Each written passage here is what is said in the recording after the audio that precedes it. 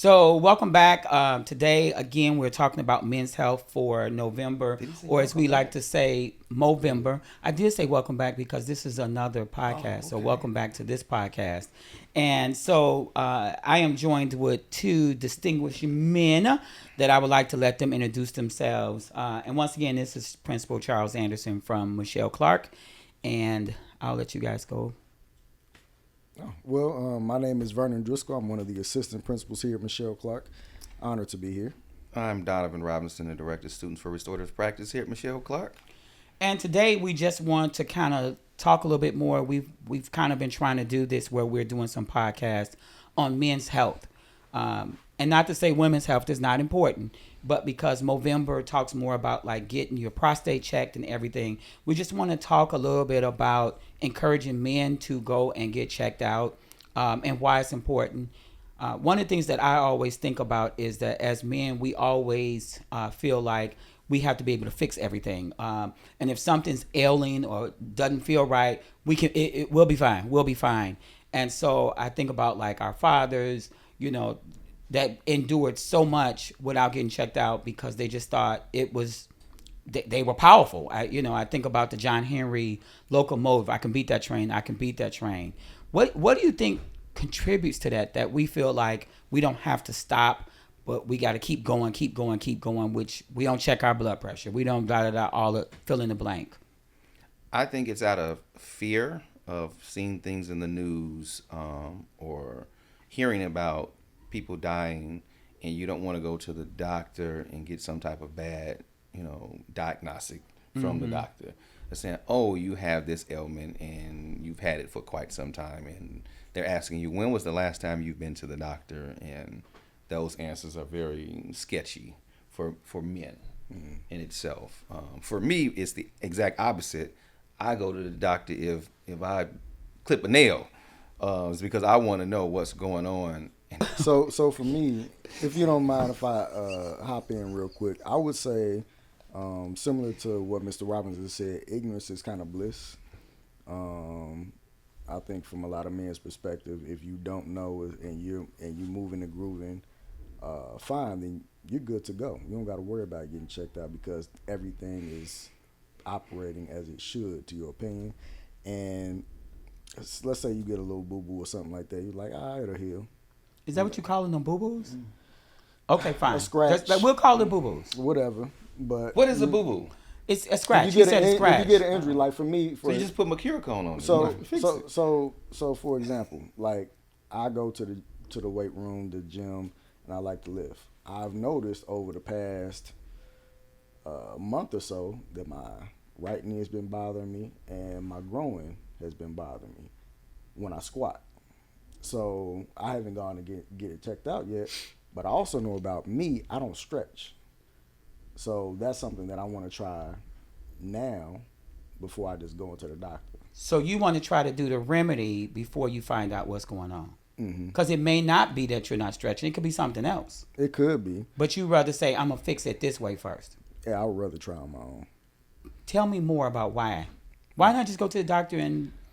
Because to be honest, it's not as accessible. Like with a doctor, you have to schedule an appointment. Most of the appointments you got to months out just to see somebody, especially if it's a specialist.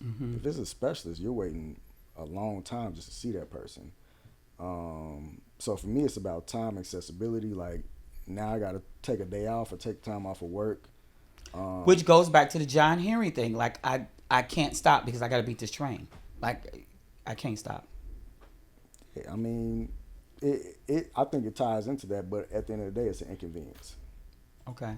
That's So it. so in the perfect world, how could it be convenient then? That maybe that's the reason why most men don't go because they don't want to be inconvenienced. Well, let's look at it. I mean, when we think about when doctors operate, most of them operate during business hours, right? Yeah. There are some that have later hours or whatever, but if I wanted to see my family doctor, I have to leave here by 1:30, 2 o'clock to make it out to To wherever he's at. Beverly, Right.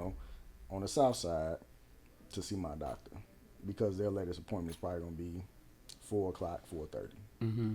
You know. So would you consider getting a doctor close by your house or close by your job or something like that?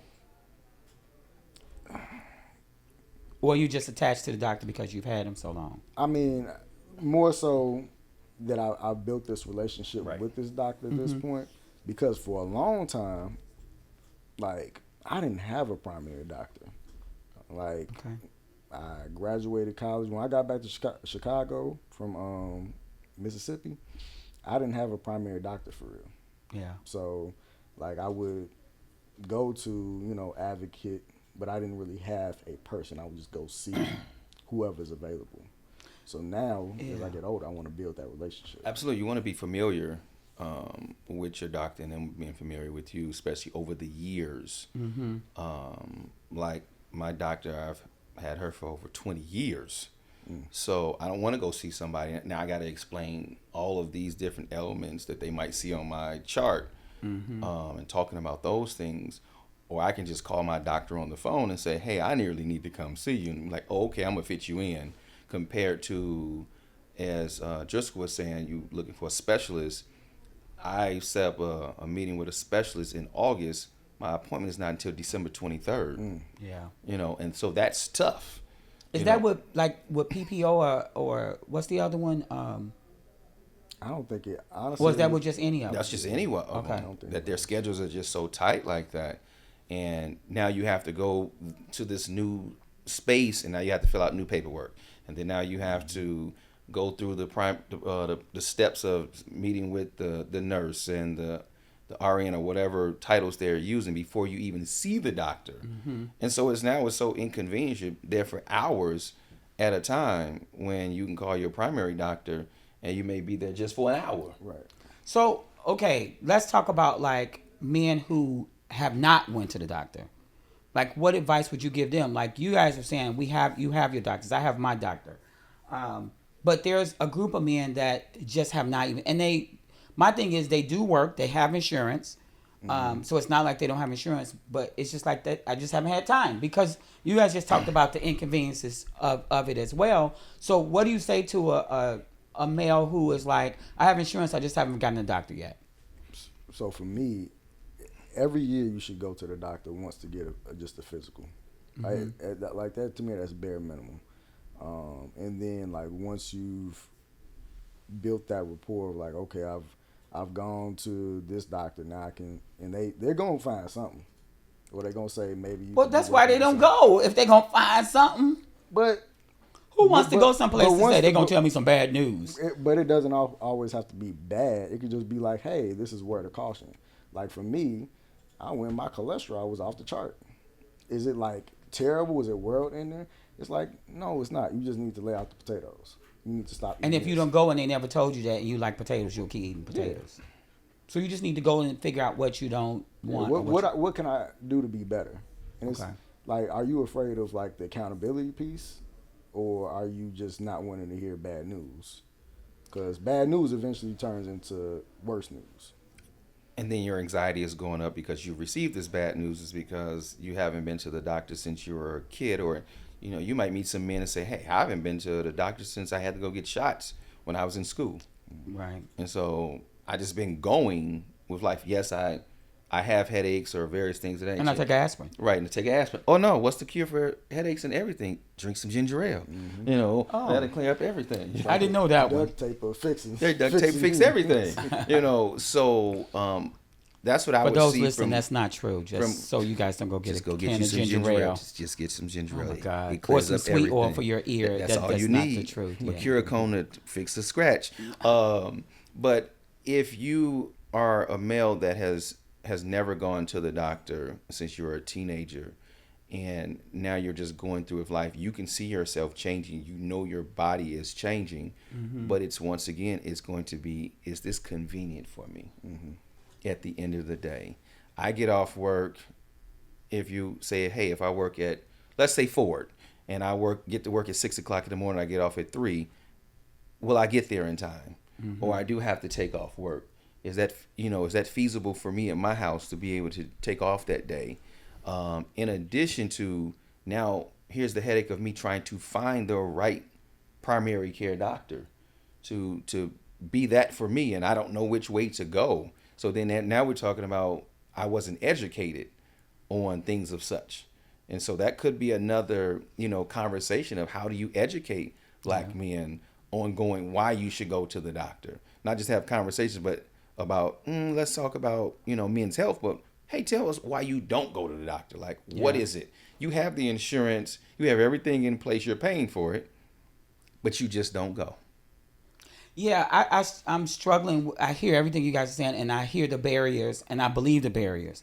I guess for me, I'm just thinking, like, in those barriers, I think it's better to go and whatever you need to do to correct the cholesterol or whatever you need to do correct the high blood pressure. I think it's better to do that and live longer than to just assume you're going to live longer or assume because we carry the hypertension. We carry a lot of things that as black men we do. I know when I go to my doctor, he'll do the blood work and he'll say, so this is where it's at. But as a black man, this is what you probably need to be doing, And I'm always like, okay. But I think I would rather do those to be corrective than to kind of just guess I'm all right. I mean, there's some things I guess. Like, don't think I run. Robinson said he run every time he get a nail cut. I don't do that.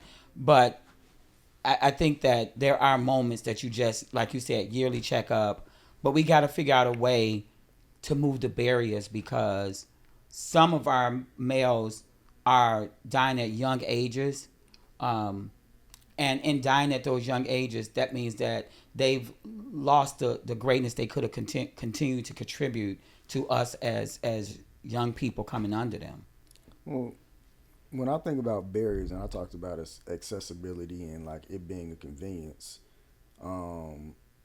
if a doctor was, let's say, at my workplace, I work at a school, or near, then that would be more convenient. So when I think about schools and like services that could be provided, it's like schools have turned into more. Like as far as we provide everything, but we're not necessarily resourced with everything. And I think if you put, maybe not in schools, but if you have places that are connected to schools or other places where people have to go, I think that could remove a barrier. Because if we ask our students, like, hey, when's the last time that you've seen a doctor? Who's your family doctor? Right. And it's somebody that isn't like just doing like a sports physical or something like that. But when's the last time a doctor, like you just sat and talked to a doctor? Probably hasn't been a while. I mean, outside of me going to an appointment, I haven't just like talked to a doctor, especially about health. Like I have doctor friends and nurse friends and stuff like that, but we don't just like always connect like that. Right. Well, this generation is quicker to go to urgent care. Because we made that convenient. Right. It's a convenience. Here's an idea, could be possibly, because it is talking about men's health. And in the school system, why don't we just bring the doctors here one day? Yeah. Bring the mobile truck and just have a whole triage in the school and invite fathers and grandfathers, uncles. Well, remember we did that like 2 years ago, and people found out they had high blood pressure. Right. But people also came that were cancer survivors because they found out they had prostate cancer and didn't know and things like that. So I agree. We need to just do more as a school for the community, but also educating the men that are inside the building, the young men that are inside the building, especially those that are playing sports. Correct. Because you can get hurt, and I realize that you've thrown your shoulder out of whack or hurt your pinky finger or something. You just think it was just some pain, it'll go away, and you might not tell anybody about it. Correct. Or think you slept wrong or something like that. So I think all of those will go a long way. So I think that's something we should keep working at and bringing to breaking those barriers and accessibility. Before we end, what last words would you want to, like if there were 1 million guys standing here and haven't been going to the doctor or haven't been checking on their health, what words would you give them as like parting words? It's better to know than not know. Go get checked out. Yeah. I know in the Navy they talked a lot about being medically ready, you know, and they also used when I was going through like the indoctrination phase, sets and reps. And I feel like once you might not be able to do 10 push-ups right off the bat, but if you start with one, you can build your way up. And in this sense, just simply going to get a physical, starting somewhere, so that you can build up your stamina. Like, this is now part of my routine. Yeah. You know, this is a part of my regimen. I'm gonna go once every year, and then you build from that. Wow. Thank you so much for joining us to talk about this. Men, you got to get out there and get checked out. Thank you so much, AP Driscoll, Mr. Robinson, for your insights. And we look forward to talking more on this because it's important. And then, what was that? Get ready or stay physically ready, or what was it? Medical readiness. Medical readiness. Stay medical readiness. I think that's something important to walk away with. So thank you guys so much. Thank you. Yeah, thank you.